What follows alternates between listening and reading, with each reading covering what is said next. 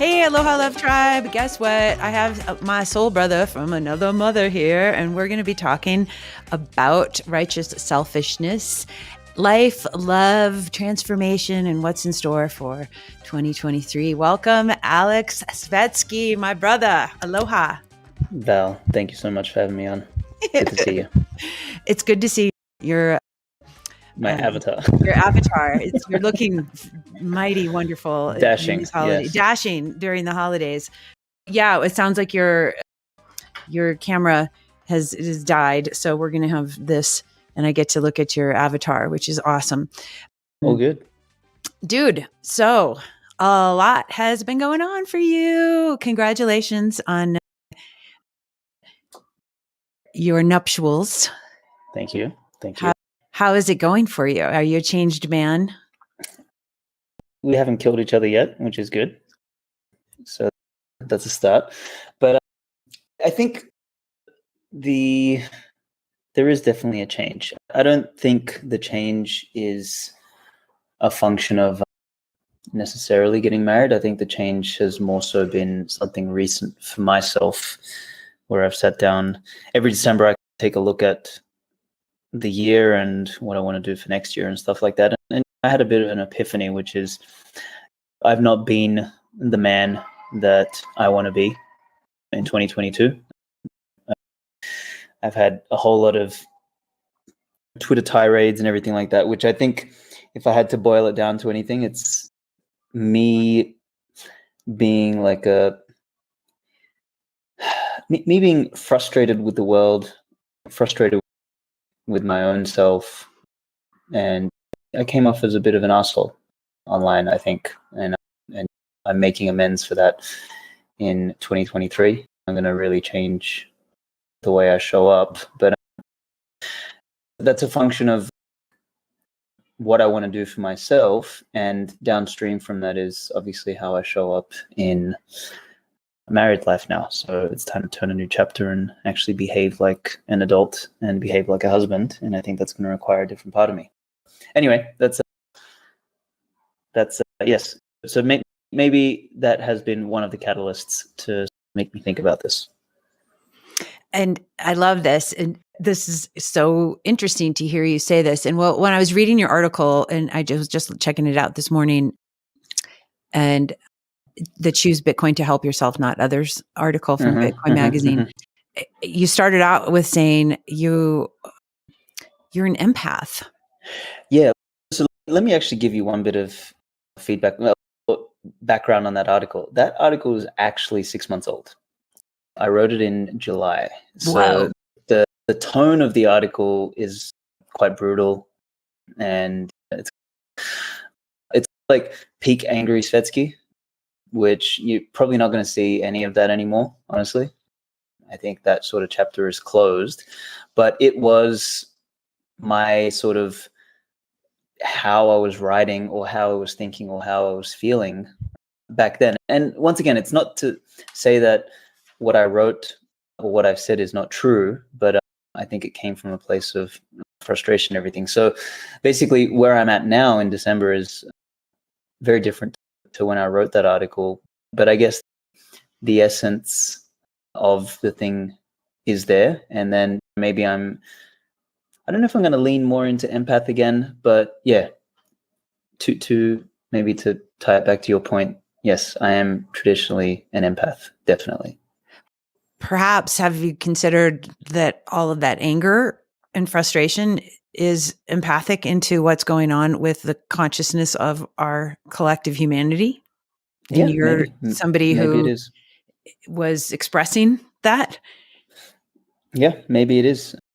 And I think, yeah, that's quite a good point, because maybe I just didn't know how to deal with that, because I felt quite, as I said, like disillusioned with everything. So yeah, you're probably right. Yeah, who knows? I know, like I'm extremely empathic as well, and I have to do a lot of energy hygiene, as it were, to like block out all the fucked up bullshit out there, because it feels like it, when you go through sometimes you're walking in the desert and all those pricker bushes and they all just get on your clothes or on your socks or whatever. Sometimes I feel like that's me for other people's shit. And if I don't put the right gear on energetically, emotionally, psychically, physically, whatever, then I'm going to be covered with all of that stuff. I've learned over the years, it's my responsibility to manage that now that I know that I'm susceptible to other people's stuff that way. Yeah. And I think that's one piece, is like how to cleanse all of that. But I think, big lesson for me, I think, is that I attracted a lot of that stupidity to myself, which was unnecessary. There's a quote that I read recently which hit me really hard, and for the first time in 3 or 4 years, I've actually changed the wallpaper on my phone, which as a guy I don't change much. And it was basically, a high value man keeps his thoughts and opinions to himself. And that for me is going to be part of my credo moving forward. Like, I'll still write. I deleted the Twitter app. My approach to Twitter is going to be very different. It's going to be far more educational than anything else. I just set up on an app called Hype Fury. So basically, I'm just going to write threads at the beginning of the month and schedule them. And I'm engaging with fucking nobody or nothing on Twitter anymore. I've turned off my podcast, so I'm not doing that anymore. I just want to get out of the limelight and basically just keep my opinions largely to myself, other than nuanced educational content that is longer form in either thread format, or I'll probably start a Substack at some stage. And yeah, that's it. I think I don't want to attract any more of the garbage my way, and that's going to be my attempt to see how that goes in 2023. Wow. I applaud you for that, because I know it's when you build up that energy and all those people and you're back and forth, it is taxing. I'm like nothing, but I can't imagine what it's like all the time to be engaging that much with so many people like you have done. But your work is really important, Aleks, and your voice is very important. And I really look up to you. I know we don't have to agree on every single thing or how we look at things, but I feel like you're definitely somebody I care about and somebody I want to keep seeing more of in this world. Thank you. Yeah, I think I'm just going to try and do it more sensibly and maturely. Yeah. We'll do this again in December of 2023 and see if I've achieved that or not. That'll be fun. We'll do a yearly recap. We totally should. I'm down. I'm totally down too. Let's talk about the yearly recap. You obviously made a huge commitment and you got married to the gorgeous woman. I'm so grateful that I got to come be with you guys. Like, what an honor and privilege. How do you feel marriage is shifting you?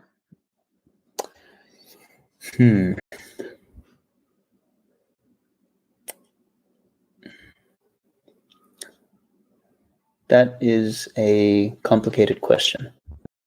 I don't know if I have a straightforward podcast answer to that.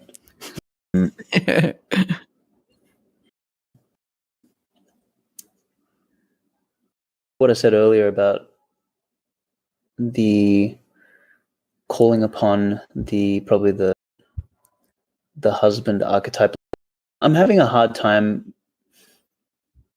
How do I phrase this?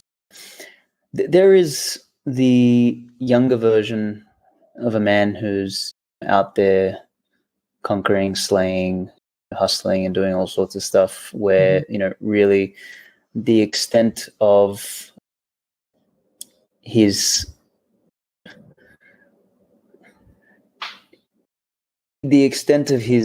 circle of give a fuck is himself, basically, right? That expands as you bring on a partner. And you then have someone else who is going to become dependent on you. And I think a proper husband-wife relationship is the woman is a dependent, not independent. I think the whole movement towards brainwashing women into being independent in the modern world, I think, has fucked a lot of things up. Mm-hmm. And feminine energy, for example, flourishes when it's free, when it doesn't have to actually carry responsibility. And independence is fundamentally responsibility. And that is the masculine duty or the man's duty, Mm-hmm. fundamentally. And for me, if I look at one of the big changes that my intention is to make is to be fundamentally far more responsible than I have been in my 20s and early 30s. And yeah, if I had to pick my one piece, let's call it that as the podcast answer for the changes.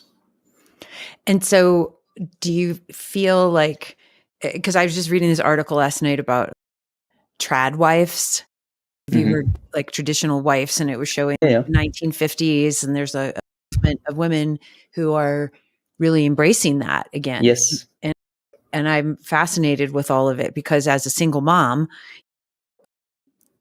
I don't have the masculine container, so I have both. And so it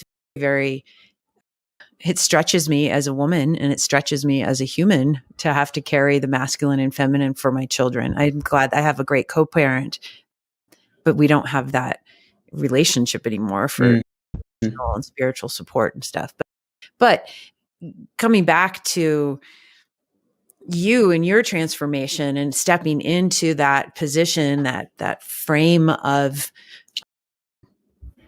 holding that container for your beloved, who's, if you guys decide the children are on your plate, which I imagine they might Absolutely. Yeah.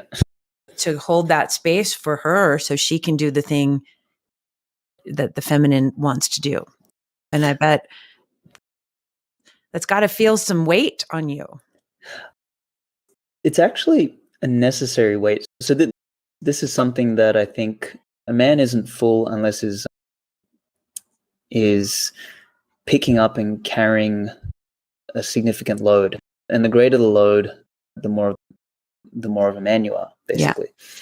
Yeah. And this is where I've been on a major history binge this year, and I'm going into all sorts of interesting literature around like warfare and ancient man and medieval man, and the contrasts between those individuals and how the pussies of the modern age behave and operate and think and act, and the difference in like the virtues and the values and everything like that.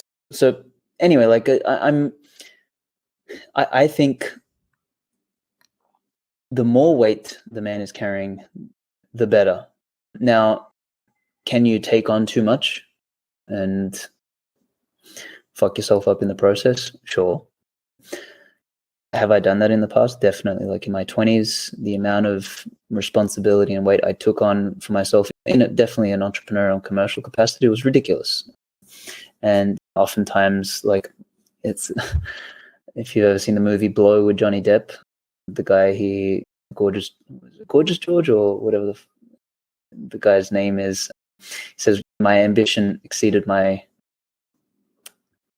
abilities or whatever it was. That definitely was something that I experienced in my 20s, was my ambition far exceeded my abilities at the time. And if I could go back and change the way I did things, I definitely would. But alas, that's the whole point of life, is that you learn along the way. But yeah, coming back to your comment about responsibilities, this is what makes me feel fulfilled. And in the absence of something worth fighting for or something worth carrying, a man loses his mojo. And that for me was a big thing for 2022, because I had some changes in my personal life. with respect to what I was doing entrepreneurially and all that sort of stuff, which really shook me up and I think added to my frustration with the world. And in a way, it made me feel like, I don't know, like insignificant or incapable of having an impact in my life, which then put me in this frame of mind where I wanted to like just drop responsibility of everything. I don't want to know this. I don't want to know that. I don't want to do this. I don't care about that. And I really leaned into the not giving a fuck. And I don't think that was healthy. I think that also made me bitter, being contrary to my sort of personal nature as someone who actually cares about things. And yeah, maybe to round that thought off is the fact that I can carry the responsibility, the financial responsibility, the leadership responsibility, the decision-making responsibility, all of that sort of stuff, so that I can, there's a writer called Jer who's brilliant with he's got a book called The Wall Speaks, and basically he talks about frame, and what you said, the container is effectively frame. Like a man exists to maintain frame and to be a wall such that the feminine can be free and then do its thing. And what I want my wife to do is support me, bring life and energy into the household, into our relationship. I want her to make my babies. I want her to be healthy. I want her to keep me healthy. Like, very simple. The last thing I want her to fucking do is go out and work. Like, no, I'll do that. I'll take care of that. I'll make double if I have to, just so she can remain feminine. And that's what I want from her. I love it. And okay, I got to pull in a couple threads here. And Let's do it. Coming back to a couple things with the pendulum, I think of what you went through this last year. It sounds like you were in a pendulum of your ambitions out. They exceeded your abilities. But the way that we find that out, like you said, is through experimentation. We don't know. And is this too much, or am I pushing myself appropriately to get out of the comfort zone and put more on my plate? So we don't know until we experiment with it. I think the same can be said for the masculine and feminine, and the distortion of the masculine and feminine. And so this whole women's movement and all of the equal rights and independence and blah, blah, all that stuff, right? That seems like that was a rejection of being too contained into the masculine's frame. The women wanting to go, I can do it all. And it's, no, you can't. Actually, it's fucking hard. And trying to go do this, I'm going to be the super mom and go be a CEO. It's stupid. I think it's actually more nefarious than that. I think that there's two things here. One is that I think men, particularly after the French Revolution, you can really tie it back to there. And I've got some writing that I've been doing, which I probably won't release for a long time, but that kind of looks at the sort of rise of feminism, and that really started in the 1700s, right around the French Revolution. It was actually, feminism was started by a bunch of guys, and they were statists, basically. They were socialists, they were proto-communists, who laid the foundation for involving women in politics first. And then obviously what came downstream from that was involving them in basically commercial enterprise, careers, and all the other fucking crap like education, and all the other stuff that was previously institutions that were built around delivering order. Now, the feminine is not an orderly energy. It is a chaotic, free energy. You don't, like, the masculine energy is orderly. That's the whole fucking point. That's why they are a yin and yang. That's why they're opposites. I think you had this letting go of frame by men, and it was quite slow in sort of the 1800s and then the 1900s, but really where it went downhill was World War I, was when a large number of what you would call traditional framed men, like men who done that kind of responsibility, a lot of them got fucking killed off. Big number of them got killed off. So you had this real gap at home, and then you had this generation raised by disabled, broken men that came back from war that were all fucking damaged, plus the women at home.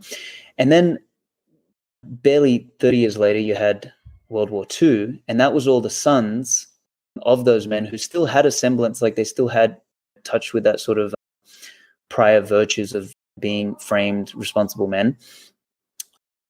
There was a little bit compromised already by these sort of stupid movements and everything like that. And they wanted to prove something in World War II, and they went out to prove that they could be just like their parents, for example, just like their dad.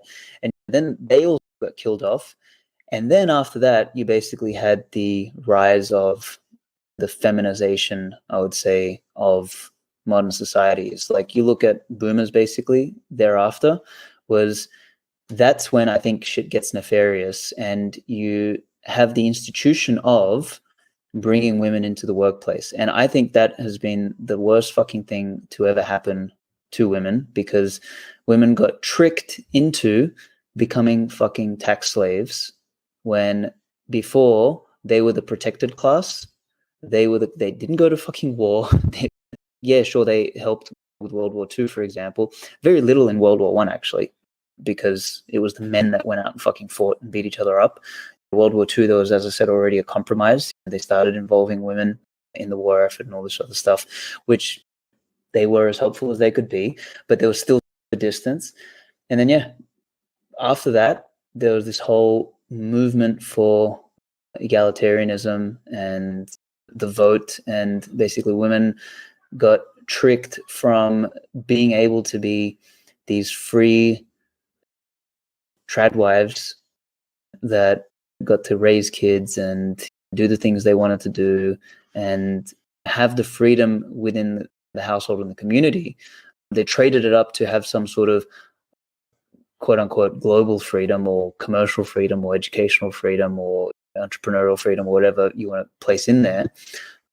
And they went from having this dependence on a husband that loved them to dependence on a fucking boss that doesn't give a fuck about them, who probably just wants to sleep with them, or a dependence on the state, or a dependence on their tutor at university and all this sort of stuff. So I think that there's a very nefarious thing that happened. And what's the result of it is, I'll use one example to tie this thought off, is wifey and I were in France, and we met with a young cousin of hers, a young kid. She's, I think, 18 years old now or whatever, and she's from Dominican Republic, and she's been living in France for a number of years and studying. And I asked her, I said, what do you want to do? She's like, oh, I don't know, I think I'm going to do international business. And I asked her, I said, why? I don't know, there's opportunities, there's work. Oh, okay, cool. So I said, what does that entail? And she's like, oh, I'll be studying for 4 or 5 years. It's going to be a lot of study. And somehow we got into the conversation of like where she's living. She's basically living in like a dorm room, the 10-foot by 10-foot shack, basically. And she's going to be living there for 4.5 years, working part-time, and just so that she can get a fucking diploma, which you can basically wipe your ass with in 5 years. Just so that after that, when she's 25, probably at the peak of her sexual and relationship market value, she's then going to get a job for some asshole who doesn't like her, who probably wants to just sleep with her, or for some fucking organization that is, I don't know, like the UN or whatever that does international business.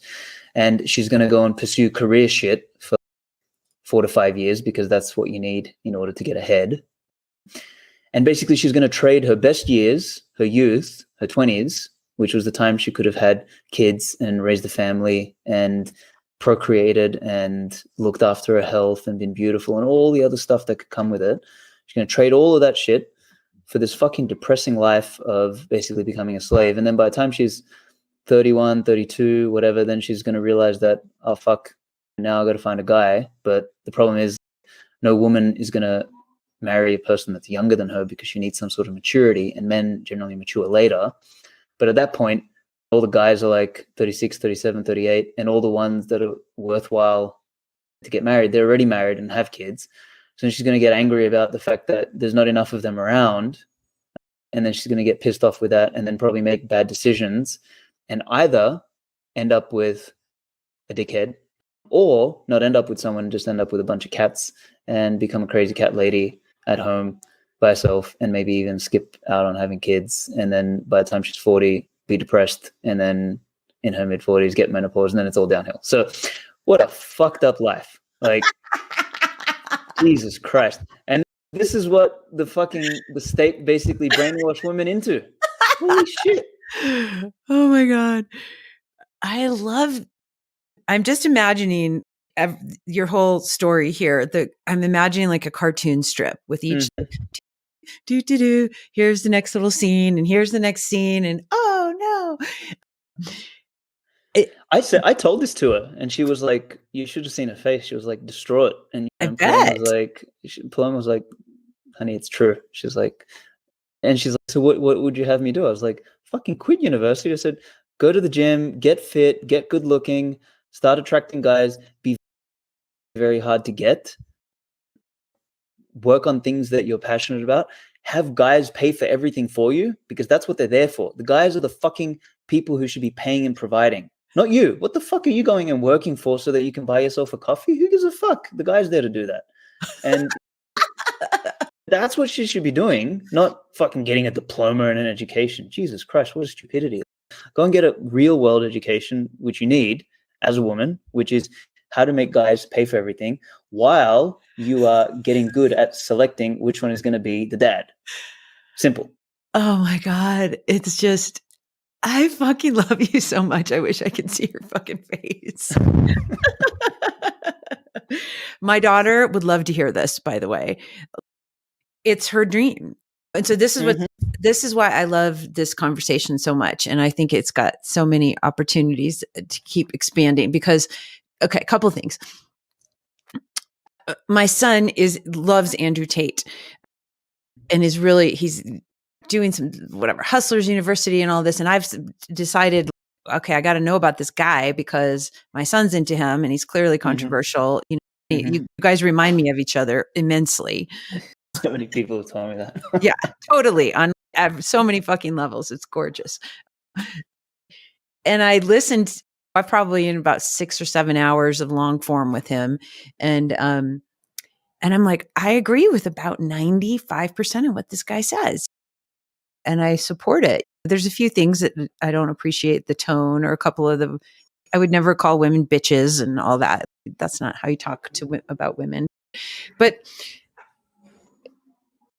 there's some validity to it. And I feel listening to what you just said about the history and the strong men have been killed off and now the weak ones are procreating and all this stuff is, never really considered that. And we do have a crisis of masculinity, is my opinion. Totally. Huge crisis of masculinity. And it's getting worse by the day. And this is where I come back to the pendulum. And you can obviously look at weak men make strong time, that whole thing. Yes.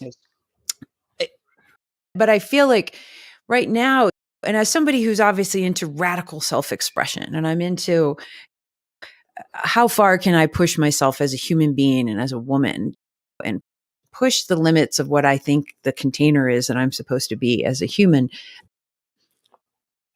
and grow and evolve. And so I feel like what's going on with the masculine and the feminine, it's like the women. I went to a rave this summer with my girlfriends for their 50th birthday. And the way that these women were dressed, it was so appalling to me. And I'm like all about, okay, just let your freak flags fly. But there was a sense of desperateness around the way that people were dressed and behaving and how there was not a sense of honor of self. There wasn't a sense of beauty. It was totally. It was a total turnoff. And I was like, wow, okay.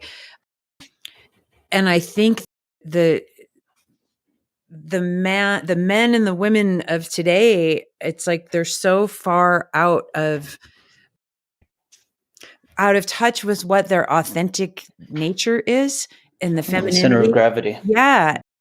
And they're going in all these different directions, and they don't have centered guidepost within them that's spiritual, that is powerful. And so that's why I really love you and Paloma together, because she's so into her feminine and obviously empowering the divine feminine with the work that she does. It's beautiful. This is a rant, so sorry. There's got to be That's a okay. point here somewhere, I'm sure. But I feel like a couple things of women who choose not to have kids, right? I almost got fixed in my 20s because I felt so strongly that I would be the worst mother ever because of my past and my trauma as a kid. And I was like, oh God, I don't want to impose that on anybody. So just make that not happen. And so thank God I didn't do that. But how do you speak to people who are either lesbian, who don't want to have kids, or just women who are like, I don't really want to have that responsibility of doing a family. And I like the idea of using my mind or my artistic abilities to be independent. What would you say to women like that? There's always exceptions to the rule, right? And generally speaking, most women deep down are not like that. And a lot of things, like, I'm sure there is some small percentage of women that are fundamentally like lesbian in a masculine sense. It's interesting with women, and this might be a controversial opinion, but I think it's like feminine on feminine energy. So you'll find way more women that are bisexual and attracted to women, and you'll find guys. And like homosexuality in guys is far rarer, and it should be a fraction of the sexual stuff with girls, because the feminine is flowing and beautiful, and it can be attracted to itself. There is zero attraction about two guys banging each other in the ass. It's fucking disgusting, if anything. So they're two different things. So coming back to the lesbian thing, it's of the women that are feminine and lesbian, I've met a lot of them, and they all end up coming full circle, and they want a masculine presence in a man, and they want to be entered and penetrated, and they end up wanting that. So it's more written off as like a play period, but there is some exceptions to the rule where you do have these more psychologically and biologically masculine lesbians. They're exceptions to the rule, and for the 0.0001% of the female population that genuinely are like that aren't like that because society brainwashed them, or their retarded parents brainwashed them, or something else brainwashed them, because that's a big problem today, right? Yeah. You see it in the whole trans movement. It's, how many of these kids, like, if they were only born 10 years earlier, it would have been a phase, but now it's actually been a fucking sex change, like completely retarded. It's so fucking retarded. I get so angry. I feel like people should be in fucking jail. You should not go do this to a child. They're not, no, it's a phase. It could be and if it's not a phase, let them make their own choice as an adult, not as a child. That's the problem is, like, the line of adult has shifted from 18 to 30 at this point in civilization, is that people aren't maturing until 30, which means they have no agency or right to make any decision like that until they are real adults. And the problem is, if you think that your psychological problems are going to be fixed by changing your reproductive organs, then you're not an adult. You're actually still a child, and therefore you don't have the moral right to choose. I'm sorry. And that is probably a controversial opinion, but it's I think a fact.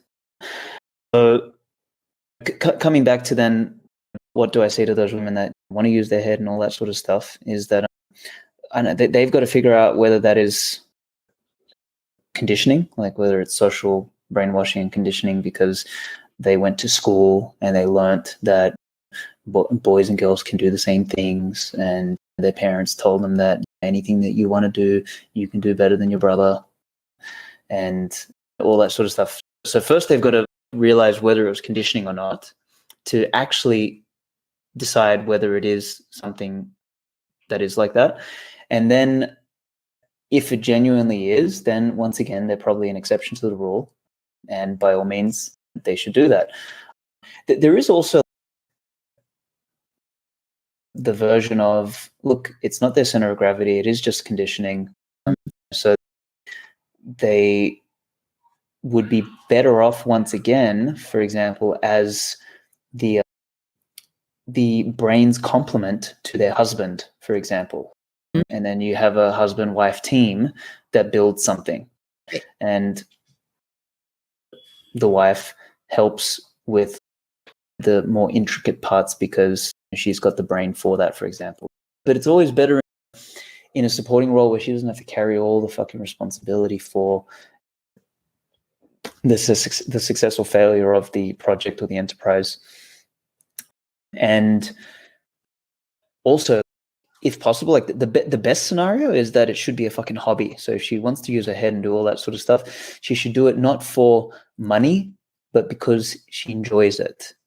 And therefore it shouldn't be a job. It shouldn't be a career. She like the man should be the breadwinner once again. He should be doing the shit for money, whether that's fucking mining, digging trenches, going to war, running a bank, whatever the fuck it is. The man needs to step up and provide. And then the woman, if she wants to use her brain, she can do it in such a way that is a hobby that doesn't turn into, it's the difference between a want to and a have to. That's a big fucking trap that women get into, is that they end up doing the shit that they want to do initially and they turn it into something that they have to do. And then they become a slave to their job. And then all of a sudden the thing that they wanted to do is now a chore, and then they don't want to do it anymore, but they have to because that's the Faustian bargain that they made early on. So these things are really tricky, and this is why classical values are so important, is that the classical parents would basically teach their children these things from a young age, but we don't have that now. Now fucking parents listen to their children instead of the other way around, which is about as backwards as you can get. Yeah, it's crazy. Okay, I want to talk about a couple things of this. And I agree with, in a vacuum, in our perfect world, these things would be great. However, we're living in, obviously, a couple things. We're living in a world where trying to have a family and living on an income, most people can't even afford a house here in the United States, especially young people who are living on $100,000 a year, which is still a lot of money, but it's not necessarily enough to save and buy something that you can afford. So the second earner income is an issue. The other part is, I come from a family where my grandfather died when my mom was a kid. And so my grandmother had to raise 5 children all by herself. And they had some family around them to support, but for the most part, this woman was alone on a farm trying to raise these 5 kids. And so she didn't have any skills other than how to grow some corn and sell it at the little stand at the end of the driveway. She suffered greatly. She became addicted to alcohol and drank all the time because of it, because she didn't have coping mechanisms. And this was back in the 50s. And so fast forward to today, right? And so I think about your was it the niece or the cousin that you were visiting? I think about my daughter too, as an example of a woman who, she wants to go to college so she can go meet a husband. She's not interested in going because she's excited about learning or seeing the world or any of that, right? She's like, I want to go find a husband. And I'm like, you don't need to go to college for that. We can find you one. if that's, we'll save some fucking 50 grand a year, honey. I'll figure something out. But my call to her as a mother, of course, and as somebody who's gone through okay, I had a career and I was this globe-trotting DJ crazy person, and I put my headphones on the shelf so that I could go be this beautiful wife. And we really did emulate really this trad wife, trad family. My ex was the breadwinner. He made more money than I could have made doing what I was doing. So it was like, cool, you go do that. I'm going to go do all the good stuff around the house. We're going to have this great social life. We're going to have, the house is going to feel like the home because of my efforts. He's going to feel loved and supported and nurtured and all of it. And I felt safe and all of those things. And so it was wonderful until it and wasn't. then it broke. And until it wasn't. And for us as a couple, and we're both educated. I'm a lot more spiritual now and certainly more aware and educated and wise, but it still can fall apart. And for me, one of the issues was I gave away my financial sovereignty to him. And certain things that were going on in the relationship were quite abusive. And I kept allowing them because I gave away my financial sovereignty and I didn't have a way out. And that really wreaked havoc on my mental health and caused me to start using alcohol in a very destructive way and not doing the duties of the wife that I wanted to be because I was collapsing and not feeling in alignment because there was some toxicity happening that I didn't know how to correct when I felt powerless and hopeless. And so not having my own financial sovereignty was very detrimental to my health and to our marriage because of that. And so I'm curious as we expand on this conversation, I want my daughter and I want people to be able to have a choice. If for some reason, some people have a midlife crisis and start beating you up as a woman, or they cheat on you and that's not acceptable to you, or whatever it is. It's like when you give all of your power to your mate, your partner, your beloved, and somehow they have their own crisis that you don't plan and you think you're going to be together forever and have this great family, like you need to have a fucking backup plan, and it needs to be you. If you don't have a family that's going to take you back in and support you, and not that you have to use it, but knowing that you have a life raft on the cruise ship, it's a good idea. Yeah, possibly. So before I answer that, there was one thing you said about during what you're describing there, where you said the alcoholism. So the situation caused you to take on alcohol. I would just adjust the language there and say you chose. It didn't because you can't be caused to do any of that stuff. So your coping mechanism was alcohol. Totally. Yeah. I'm not like some victim, like, oh, poor me. It was that was my coping mechanism of choice. And then it got out of hand. And it was like, totally. I lost control there. So that was 100% my choice. Yeah. There's not poor me. So that. Yeah. The thing about relationships is that the hardest situation is one where someone dies. So the one that you mentioned about your great grandmother or great grandmother. My grandmother. That's definitely a much trickier situation. And particularly for a woman. Now, luckily, maybe this is also why World War I and World War II were so horrific, is that so many women ended up in that situation. And then they had to don the masculine in them, and it started to deform society from back there. The one about the broken relationship, and I think Tony Robbins' words here are really good, is he says that if you did what you did in the beginning of the relationship, there will never be an end. And basically the idea behind that is that we actually are our own worst enemies when it comes to relationships. And we've been, once again, I hate modern psychology for this, is that we get taught that once something's broken, or we get given all these labels like midlife crisis and fucking bipolarism and anxiety and depression, all this kind of crap, which is just modern labels given to perfectly natural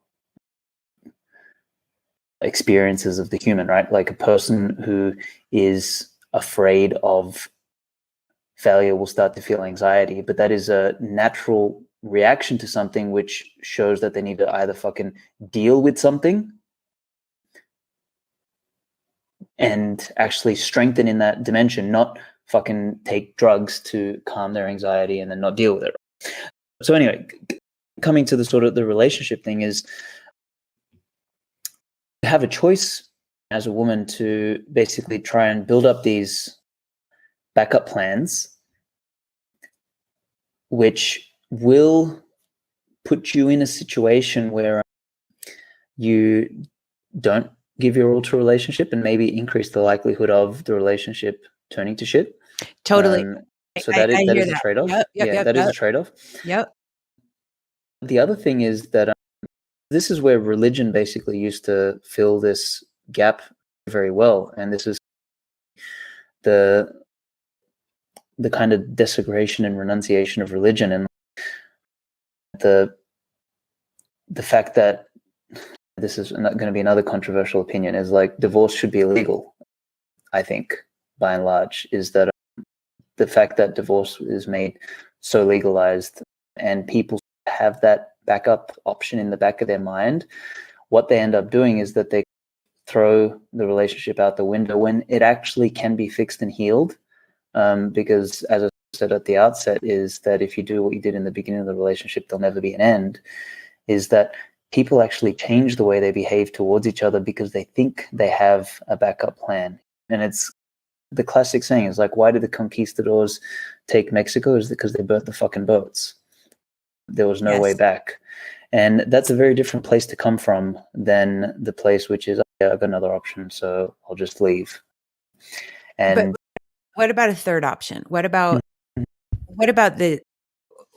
I remember when I got married, I was like, okay, let's get married again every year and let's renew our vows every year and let's make a commitment to ourselves and each other and make sure that this is still the right choice. And of course we didn't do that, but from a place of not looking at roles and not looking at masculine, feminine, not looking at any of that, simply just looking at it through the lens of partnership now in this moment with who we are. Because like you said, this last year, you've had some, it sounds like you've had some big epiphanies. You've had some big shifts in how you wish to show up as you, this wonderful man in the world. And you're evolving. And the reality is, for all of us, I don't care how many books we read or people we talk to or Tony Robbins or any of it, you don't know who you are until you start being who you are each day. And who you were at the beginning of your marriage 20 years ago is not the same person. So doing those same things is, I think it's a simple quote, but it's not reality. Because we do grow and we do evolve and we do change, and we have certain situations in our life too, financially, physically, with the rest of our relationships, with the way that we look at the world, that come in and they completely disrupt who we were 20, 30 years ago. And I don't watch Bugs Bunny anymore, but I did when I was a kid, and that was appropriate. It's, of course, I hope I can evolve spiritually. And so what I'll say to that really quickly is that the vehicles through which we meet our needs change, but our needs never change. And what happens is the reason relationships break apart, needs do not change. Needs, all humans are wired the same. Every human has 6 needs: certainty, uncertainty, connection, significance, growth, and contribution. That they're hardwired. So our needs don't change. Maybe the order in which we want to meet our needs changes. We always generally have a primary.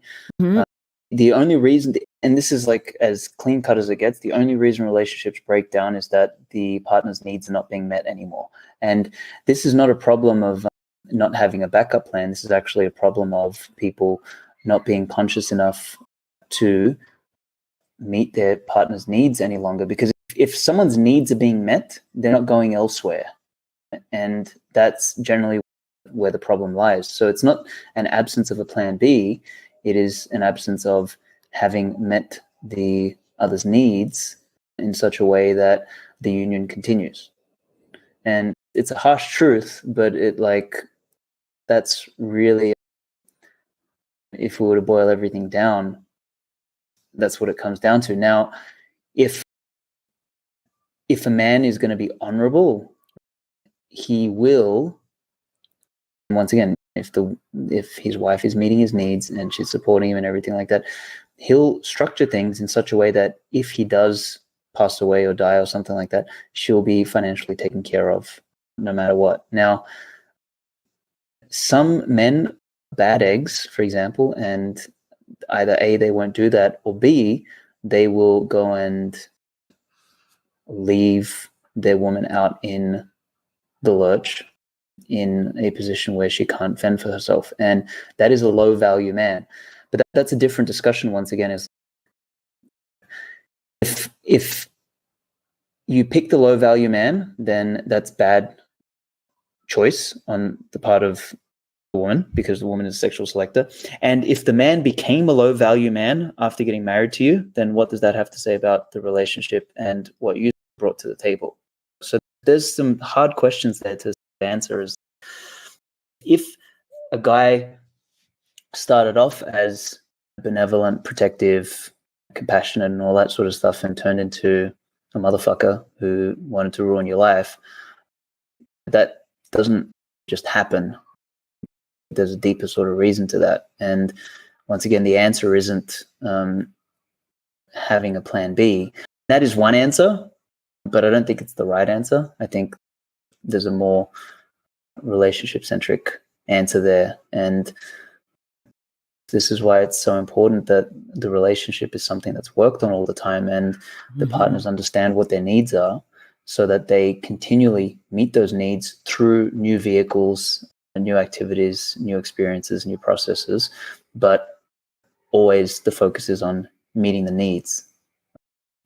So I love that you brought up the 6 needs from Tony. I think it's great.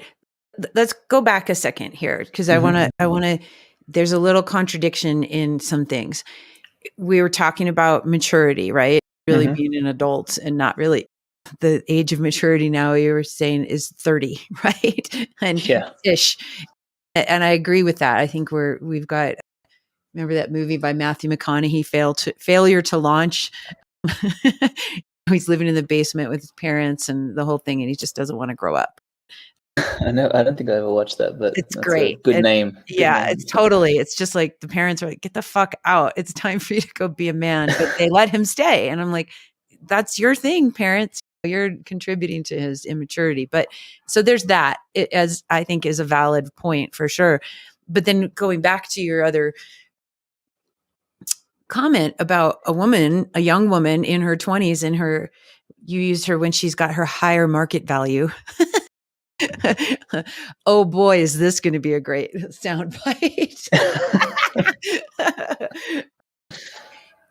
As a young woman, clearly, if you're in your 20s, if you're 22, 23, 24, 25, you're still not mature enough to know yourself, to know what your needs are. Hopefully you can obviously be working on that a little bit as you grow, but like that's because you're so busy with university.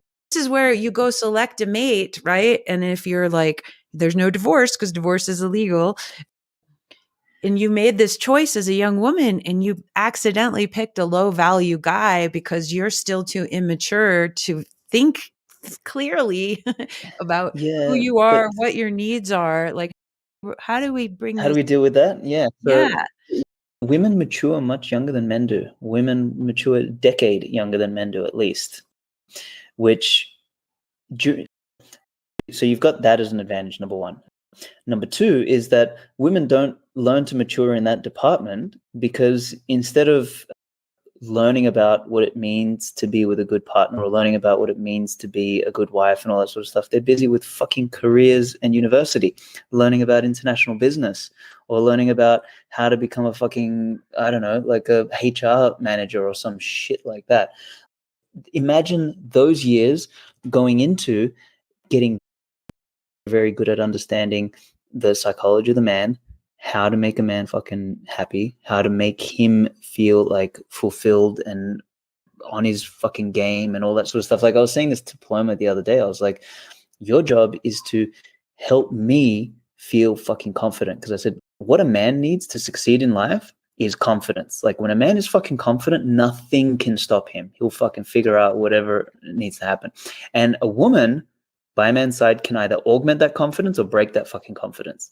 Now, if women spent time learning the art of enhancing their partner's confidence, and then being able to see, like, if she's dated one guy and dated another, whatever. And I'm not advocating promiscuity here, just by the way. Like, I'm advocating date, but be very fucking hard to get and very selective, and you pick for the best, and you learn how to like use hypergamy to your advantage. So hypergamy is like climbing the male status ladder. Hypergamy? I have never heard that word. Yeah, it's a fantastic word. Women are hypergamous, so they aim up, and they're always like looking to climb to get the best thing for themselves to increase their chances of survival. So that takes fucking practice. That takes effort. That takes time and energy. And this is the problem. Women are being conditioned or brainwashed or tricked into going and putting all that effort into work or career or studying something. Now, again, like what I'm saying is not a blanket rule for every single fucking woman out there. There's nuance, there is variation, there are biological variations. Some girls are just like naturally super fucking beautiful, and as such, they grow up getting attention and they become very good at this game. And I know fucking beautiful women who they're spending their fucking 20s flying first class, like staying in the best places, and they're fucking living it up. They couldn't give two shits about going to college or wasting their time with that shit. And if they're smart, what they'll do through that process is they'll end up picking the guy that is not just the sort of the alpha and like high status, but also is a provider and has the values that she wants in a long-term partner and father. And that's where it obviously gets a little bit tricky, but this is the unfairness of life, or the tough part of life, is that men have to do that in a commercial capacity. We've got to go out there and risk everything and go work in mines and start a business and potentially fail. Like 99% of fucking businesses fail. We know that. So for women, the tricky part is like finding that man. And all I'm advocating for is that if like ideally, women should seek the best, and I think that is the best. And if more of them seek the best, possibly, maybe more men will start to rise up. I don't know which one comes first. Two-sided marketplaces are always hard. Yeah. So it's men have to do it. Men need to become fucking ripped, successful, fucking working, good values, virtues, willing to fucking know how to fight, like all this sort of shit. That's what guys have to do. And I've always advocated that. And women should be doing all the other stuff so they can attract a guy who has all those values. And I'll just make one last comment about religion here, is like, this is where something like Christianity is so powerful, because if you have this sort of, this spiritual element, not like modern fucking spirituality, but like traditional spirituality in the form of something like Christianity, it embeds these values and virtues into the relationship, which are of a higher order. And that generally has the effect of creating more of a glue in the partnership than otherwise they would have. Let's talk about that for a second, because I'm obviously, I don't subscribe to any religions necessarily. I definitely agree with a lot of teachings from a variety of sources, but I'm not somebody who is devout anything. I believe in God 1,000% and practice praying and talking every day and having my own intimate relationship with this mystery. I want to come back to this righteous selfishness, and this is where I think it can tie it in. And your article brought this up for me. What if we lived in a world where, again, this is going to tie into the conscious partnership of saying yes to each other every day and every year, rather than because we did it once that we're stuck with each other. What if every day, just like if you're going to run a node, you're saying, yes, I'm agreeing to this game of Bitcoin, this way of doing things. What if every day we each, as individuals on this planet, every single person figured out what is our highest and best version of ourselves for the day, hopefully for all of life, not just a day. But what if we all showed up living our truth because we defined it clearly? We stated this in our values, our virtues, in our warrior code, I call it, and really took the time to know I'm going to live this kind of life for myself, and I'm going to align myself in partnership, whether it's through business, whether it's through community, whether it's through my marriage. And each day when we say yes to our truth, it's like, that's the right thing to do. In God's eyes, to me, God wants us all to be happy, joyous, free, healthy, expressed, safe. And we don't do that because we go and contort ourselves to try to go people please and go be these other versions of ourselves that aren't even us. And then we end up having relationships that aren't authentic because they're based on someone else's version of programming, whether it's society or the church or whoever, or your family lines. So people end up living these inauthentic lives, and they do have midlife breakdowns because at some point you have this, the weight is too much of all the bullshit that you have said yes to in your life. And then you just fucking crumble. This is very common for so many people. And so what if we started off young and started understanding ourselves and getting to know ourselves and our needs and what our primary drivers are, and tailored a life around that? And so I'm curious, is there a way for the masculine and feminine to still be as our natural roles and still be totally authentic to ourselves? Does that make sense? Because I feel like we are kind of. I think being authentic to ourselves is knowing our roles and doing those. And what if it's not in alignment though? Like this feminine role, again, like coming back to, there's women who don't want to have kids. They don't want that responsibility. And there's a lot of men out there like that too. Yeah. Once again, I think 99% of that is just conditioning and brainwashing. So the problem isn't to find a way to contort themselves into doing something they don't want to do and then regretting it once they're 35 or 40 because that's what they thought they should do. The best thing is to come to terms with that shit early. And this is where, honestly, like, why do people read books, for example? Question. A variety of reasons: education, entertainment, inspiration. Cool. And generally, like, the education inspiration component is geared to what? Is to learn from others' mistakes, maybe? Like, to hopefully not commit the same mistakes, to figure out how to live a better life. This is why fundamentally the whole personal development industry exists.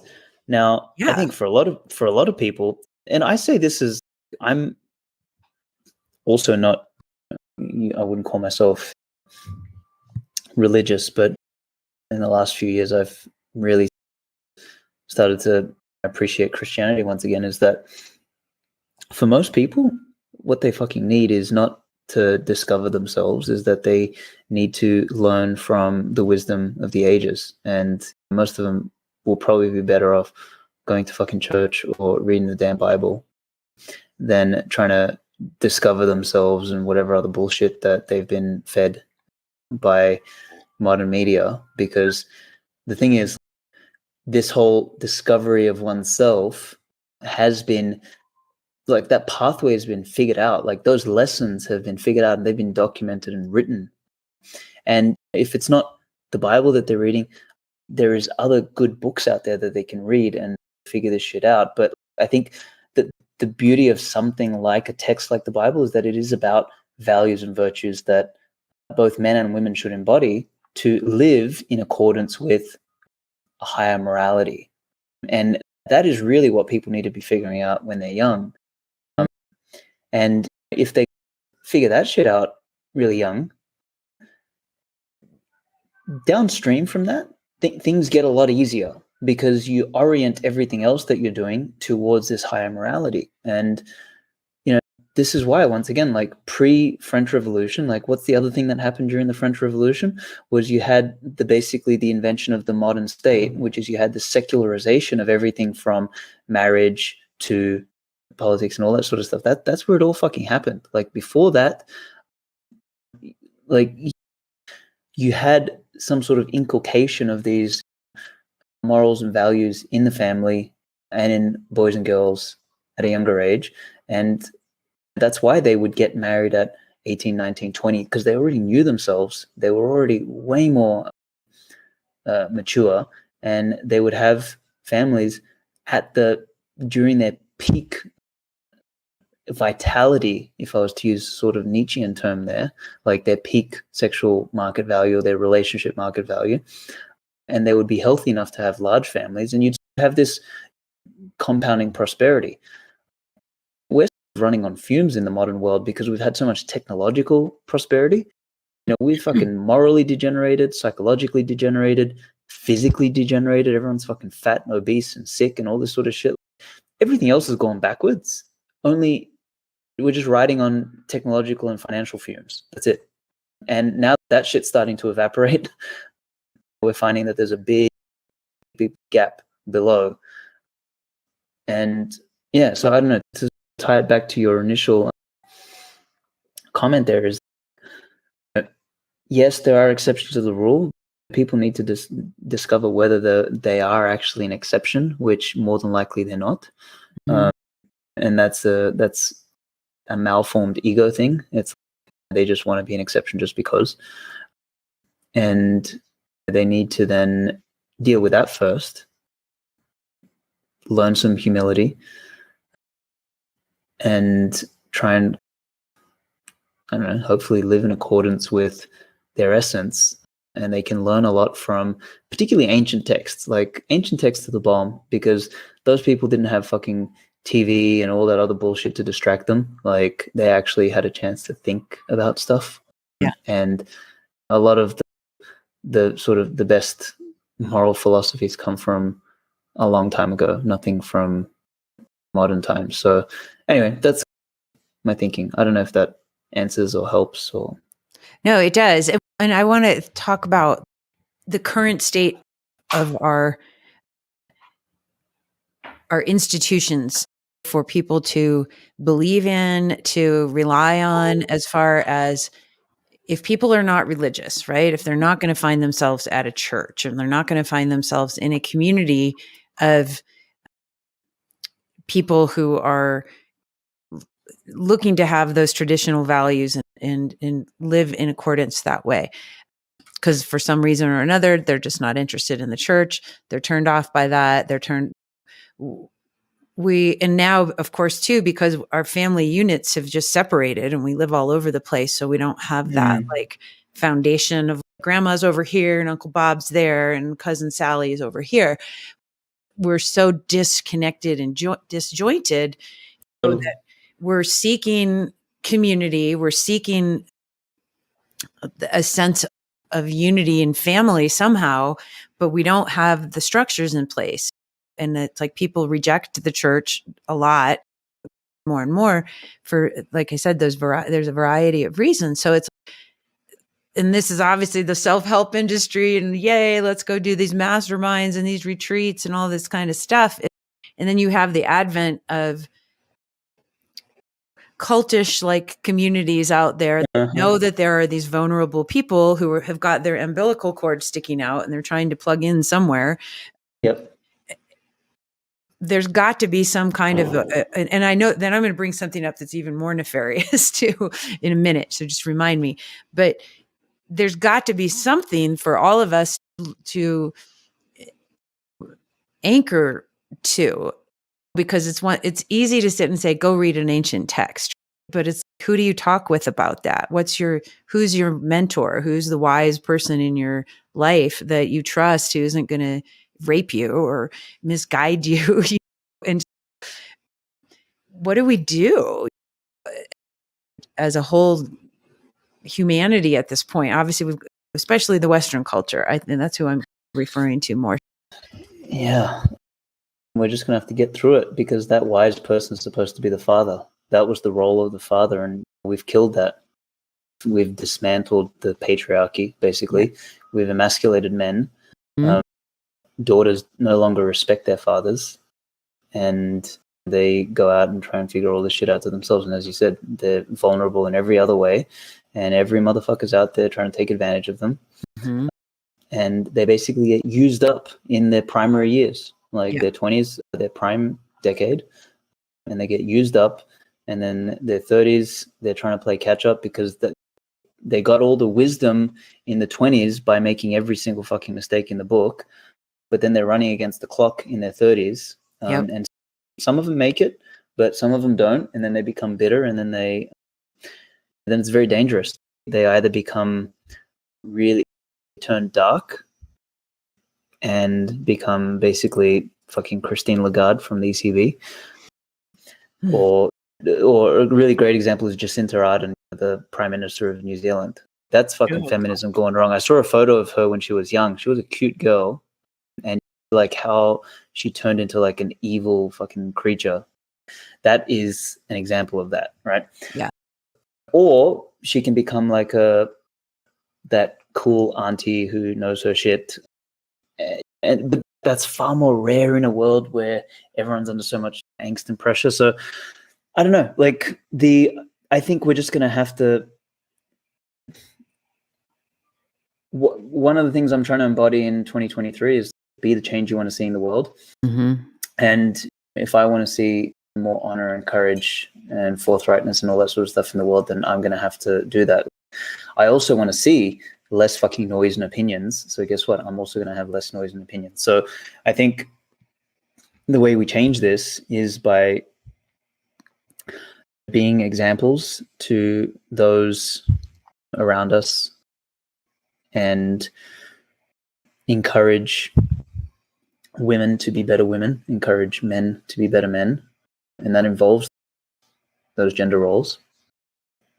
And I think there's going to be a generation or two of cleanup, which is basically the price humanity has to pay for all the fucking stupidity of the last 150 years, 200 years.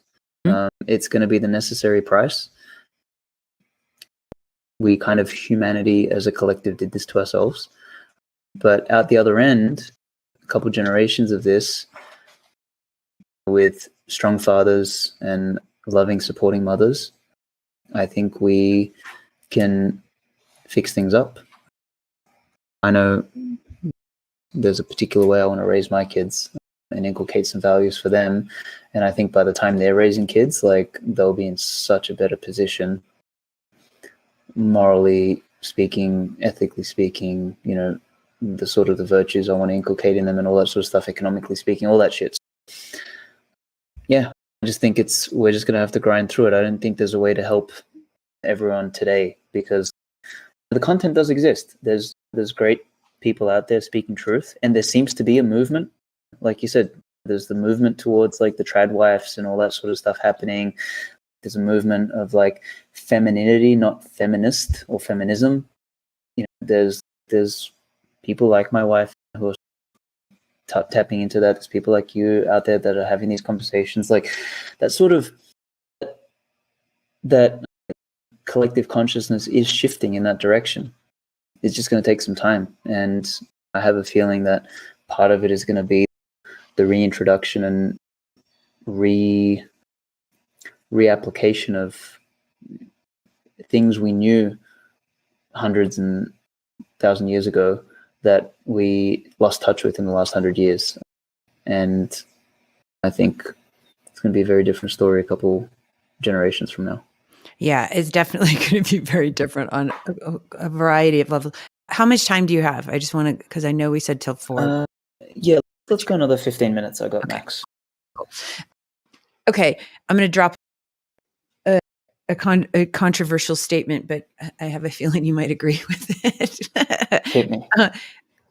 If I were a bad actor as a nation state and I wanted to diminish the power over the long term of my enemy so that I could overtake them, I would think about ways to take away their power, the masculine power. And I would think about ways physically to do that, mentally to do that, morally to do that. And I'm curious if I think about what's going on with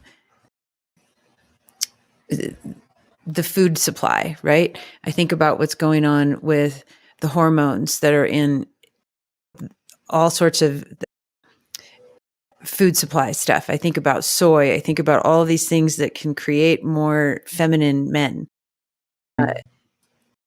And then obviously you think differently. And so to me as a woman, I know like I'm pretty much done with menopause, thank God. But when those hormones are going and you're thinking, you don't think the same way, you're reactive, all sorts of crazy stuff goes on. And when you don't have the same level of testosterone that you would as a man because of all this stuff, like you're more easily controlled, I think, and you get more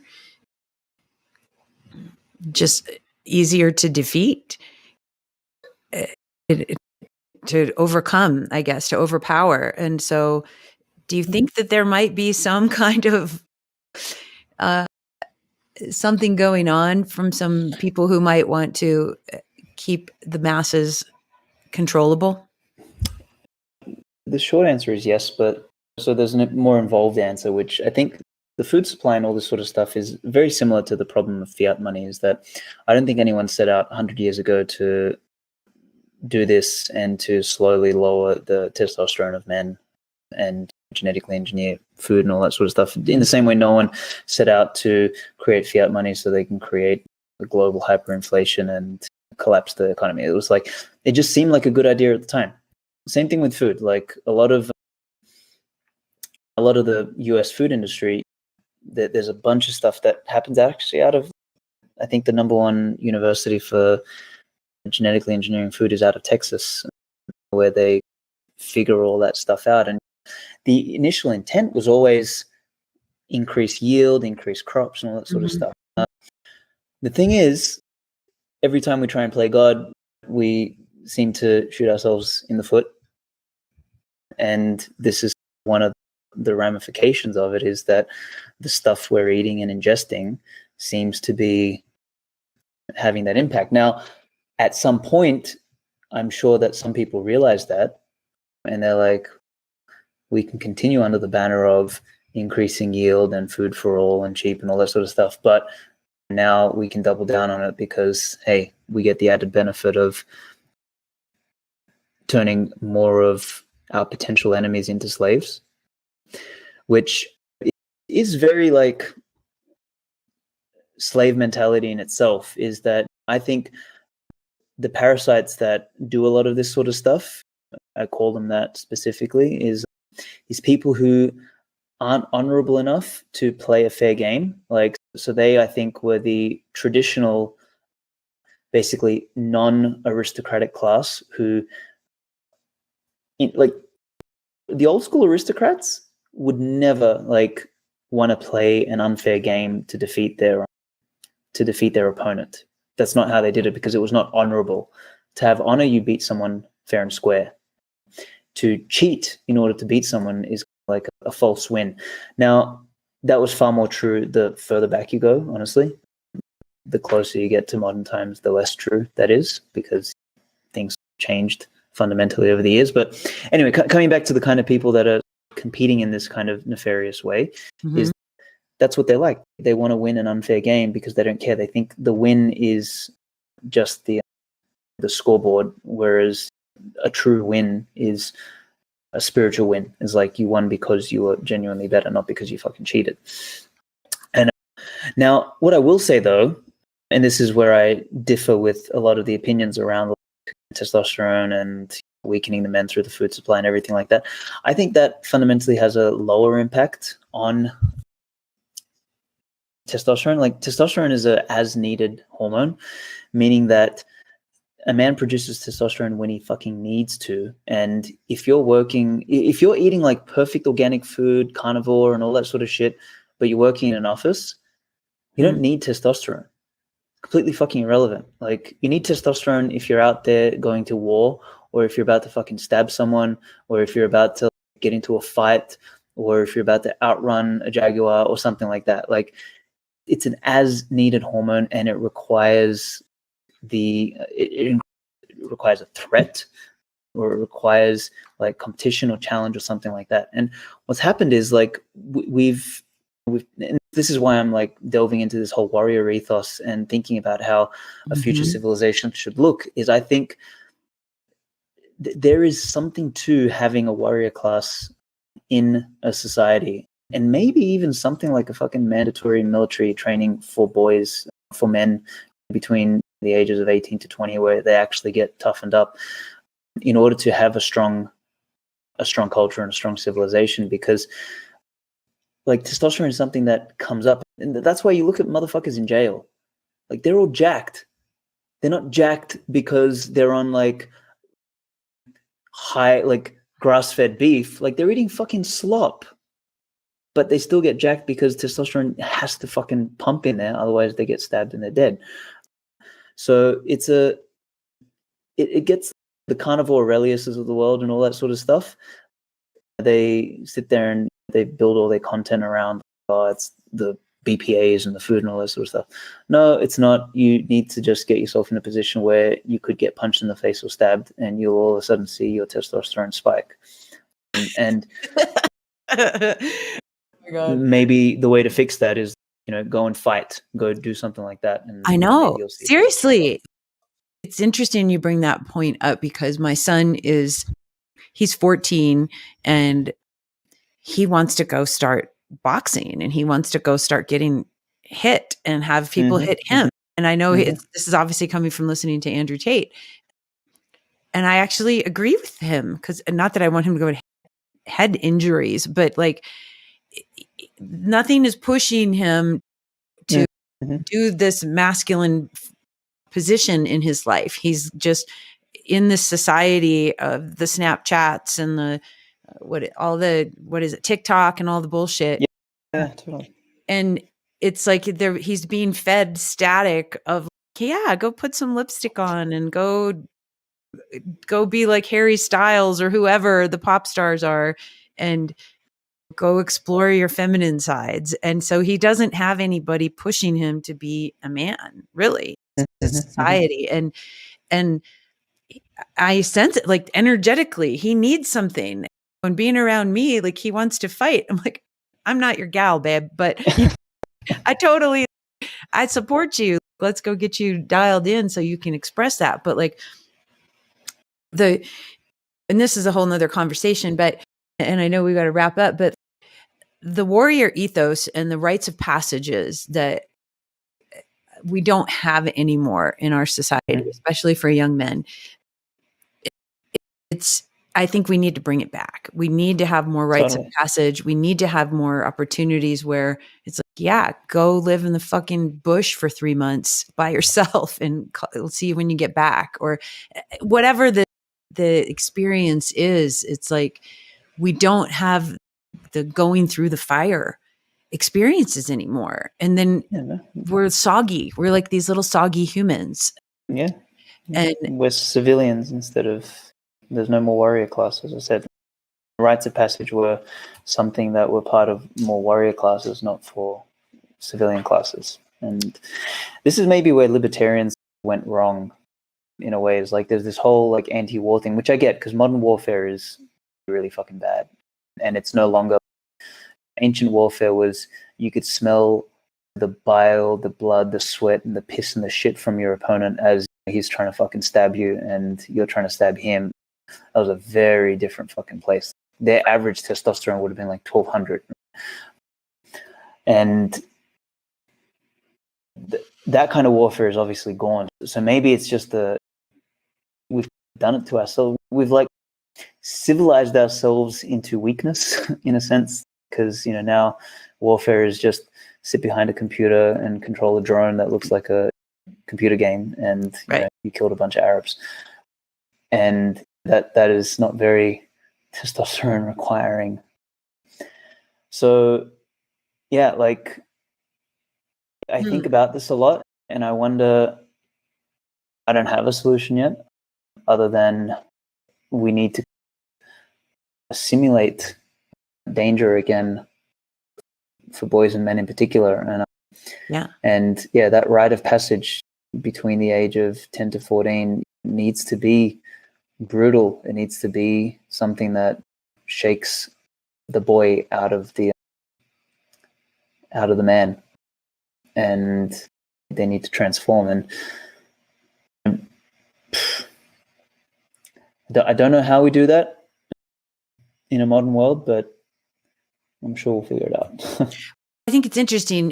Like Alex from Cafe Bitcoin, we were talking and he was talking about starting like a warrior ranch for boys. I'm like, fuck yeah, I want to do that so I can send my kid there. Like, I do feel like, are you familiar with attachment styles and avoidant attachment and anxious attachment? I feel like we have such a huge problem with the avoidant attachment style that a lot of people have, especially now where it's getting worse and worse because people won't even fucking have a conversation face to face with each other. And they're just like, I'll just text you or I'll Snapchat you or I'll whatever. So our communications, and then obviously to COVID just intensified our separation.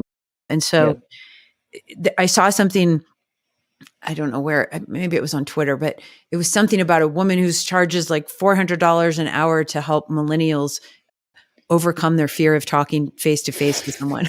I'm just like, wow.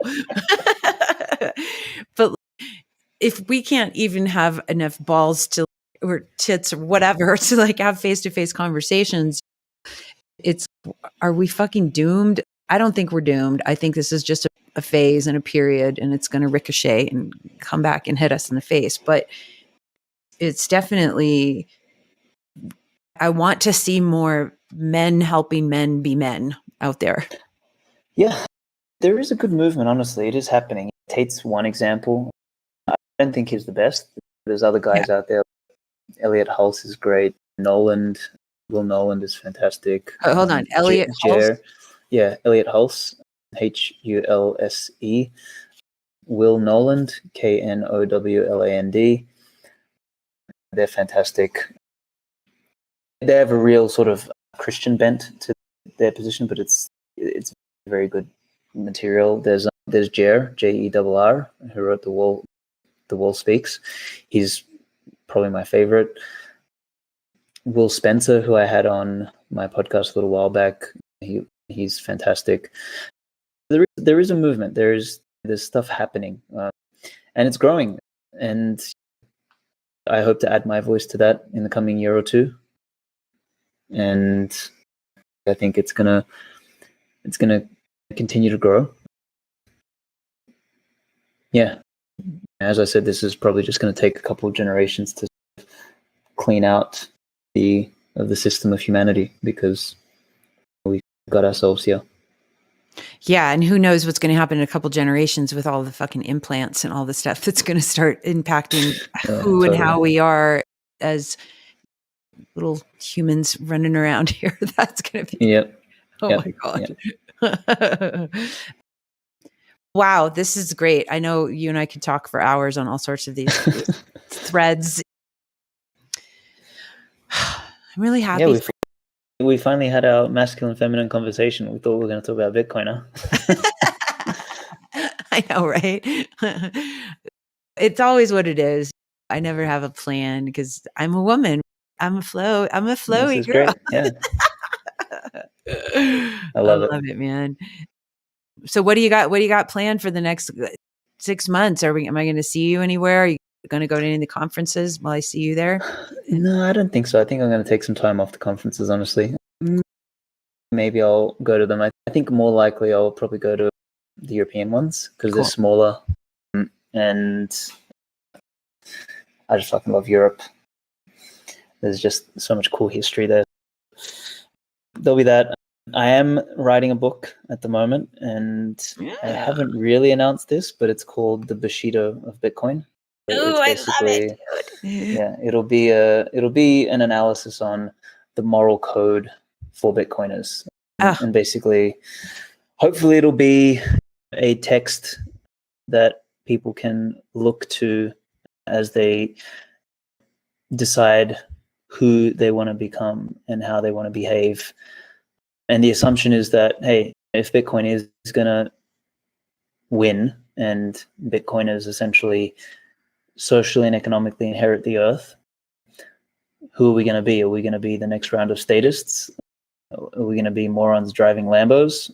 Or are we going to be real leaders?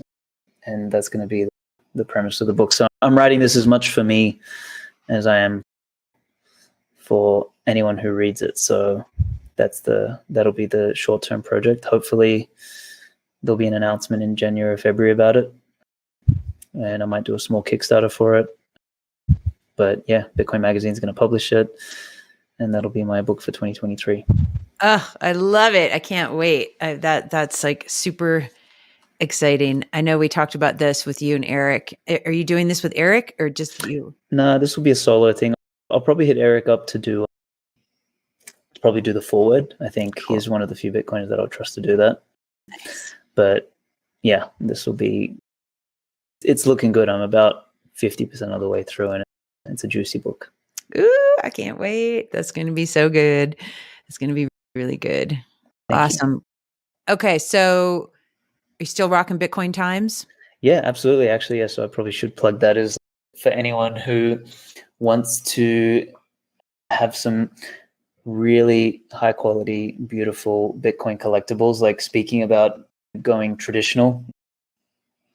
The Bitcoin Times is available digitally, but I think you've got it in the back there. Yeah, we can see it. There you go. Yeah, it's a high quality printed annual publication, which basically contains who I think are the best minds in Bitcoin. So the one Valerie is holding up has Brandon Quidham, has Toma, has myself, Alan Farrington, Peter Sinonji, and Craig Warmke in it, and Alex McShane, actually. And yeah, it's like a futuristic version. But yeah, each year I do one, and this year was the Austrian edition, and it's got like Seyfedin, Pierre, Goldstein, a couple others, Parker Lewis, etc. in there, and it's available now at bitcointimes.io if people want to get a collectible and support the work. But yeah, that's it's mostly writing these days. If anyone wants to have a look at that stuff, it's there. Yeah, go check it out, you guys. It's bitcointimes.io. You can go check everything out. And you can also follow, but are you not going to be on Twitter at all? Are you going to have on Twitter? Yeah, I'll just be doing threads. So no more like stupid Twitter tirades from me. Let's see how long I can hold that off. I'm sure I'll say something stupid along the way. The intent is going to be to try and avoid that. Yeah. It's so funny you mentioned Hype Fury. I was just looking at that for doing some stuff. Have you started using them yet? I have. So my recent threads that I've been publishing, like the sort of morality ones and this and that, I've been using that. And it is useful. I think it's good to do stuff off Twitter, because then you don't get sucked into it. Because every time you go and start to fuck around with Twitter, then you get sucked into who said what and this and that. And exactly. Yeah. It's by design. Totally by design. Oh my God. I love it. Okay. Everyone who's listening to this, you guys can also go follow Aleks at Timeless Bitcoin on Twitter and at Svetski Writes also. So make sure you guys go follow him, and then get the Uncommunist Manifesto. How's it going? What was like, that's a pretty exciting project you did with Mark Moss. What's been the response? I know we got to get off of this call here, but just really quick. Yeah, no, it was good. Especially we did the Alex Jones show, and then that sort of landed the book on the map. At one point, I think we're in like the top 20 of all conservative books in the world. We were number one in like short political reads and short economic reads. The book did quite well. It's tapered off a lot, I think. And I think what's interesting is usually book sales are a good proxy for the health of an economy. And I know a lot of authors who've seen their book sales like drop 60, 70, 80%. There's been a massive drop in book sales, but I think that's more a function of where the economy's at and things like that. So anyway, we'll see if things get better in 2023. Hopefully the book still spreads and does its thing. Yeah, it's definitely 2023, brother. We're about ready, and I hope your book sales go up. And I really, this is such a pleasure. I miss you, and I will get your camera back on and have a video call. I want to see you and Paloma. We will. We'll do, the promised show that I promised you. We'll do me, you, and Paloma, where I'll go get a proper camera and a microphone once we settle into our place down south. And yeah, I'd love to do that in the next 3 or 4 months. That'd be great. Yay. All right. Love you. Thank you. Love you too, honey. Happy New Year. And thanks everybody for tuning in. And make sure you guys go follow Aleks Svetski. And thanks again for taking time to be here with us, sweetie. I'll talk to you soon. Thank you, Val. Okay. Ciao. Aloha.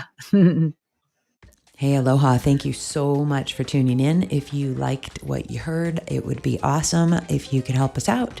Please share and subscribe on all your favorite listening platforms. And our favorite listening platform is a value for value model podcasting 2.0 app called fountain.fm. What's cool is you can stream sats to your favorite content creators so that they can keep making kick-ass content for y'all. So go over and check it out. And until then, really just remember, you fucking rock, and I love you. Peace.